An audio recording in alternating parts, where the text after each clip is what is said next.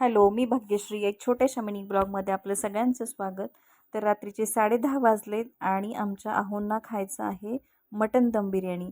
मी vegetarian आहे, त्यांची खाण्याची खूप परवड होते. मग काय आम्ही मनात विचार आला की कुठलाही विचार न करता लगेच निघालो. मग वेळ बघत नाही, काही नाही. 10:30 वाजलेत रात्रीचे आणि काय क्रेविंग आहे आमचं, तर मटन बिर्याणी खायचं. तर मी व्हेजिटेरियन असल्यामुळे त्यांची खूप परवड होते. असो, गेलो. तिकडचं आंबेशीस खूप छान आणि प्रशस्त आहे, त्याच्यामुळं छान डिनर रेट मस्त झाला आमचा.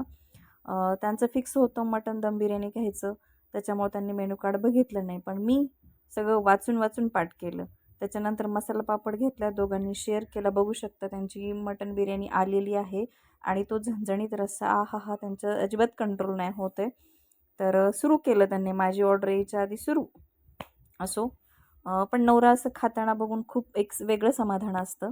आणि हे विशेष गोष्ट म्हणजे हे ग्लास स्टराईल एकदम गरम असं छान, मला ती क्वालिटी खूप आवडते. त्याच्यानंतर मसाला मटण घेतलेलं ते पण खाल्लं. मी व्हेजमध्ये पालक पनीर, बटर नान, कांदा लिंबू हे आपलं नॉर्मलच. हा ठेचा मला खूप आवडतो, लोणचं चमचमीत असं. आणि येस, खूप छान आपण म्हणू शकतो, एक डेट छान झाली आमची. आणि राहिलेलं पॅक करून घरी निघालो. हे शिल्लक राहिलेलं रॅप करून घेतलो आणि रात्रीचे 11:30 वाजलेत. परत आम्ही निघालो.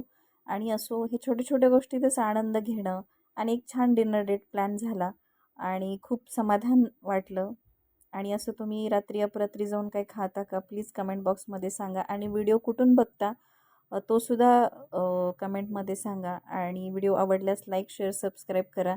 आपलं यूट्यूब चॅनल आहे, तिकडेही जाऊन आपण सबस्क्राईब करू शकता. Thank you for watching. बाय.